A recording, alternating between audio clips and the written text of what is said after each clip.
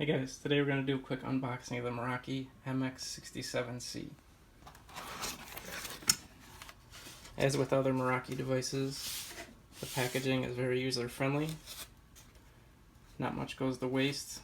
Very easy to open, take the devices out. One thing you'll notice on the 67C is the antennas come detached.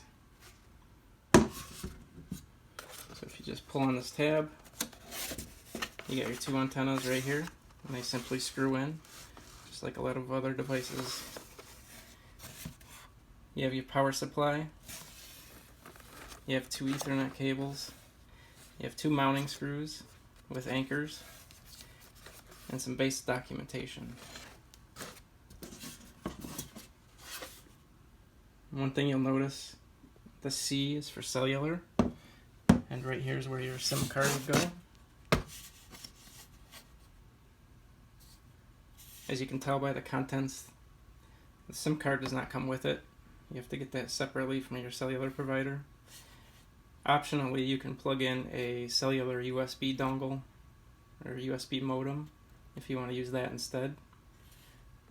You'll see here it has one internet port, one WAN port, 4 LAN ports, and this is not PoE. Just keep that in mind. 4 LAN ports. You got your AC DC outlet here. You have your reset. And that's pretty much it. It's pretty simple, straightforward.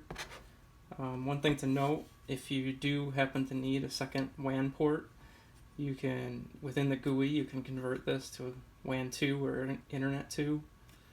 So just in case you have like a broadband connection and MPLS or 2 broadbands, or maybe a broadband and a cradle point,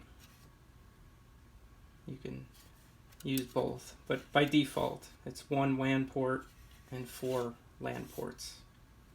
Thanks for watching.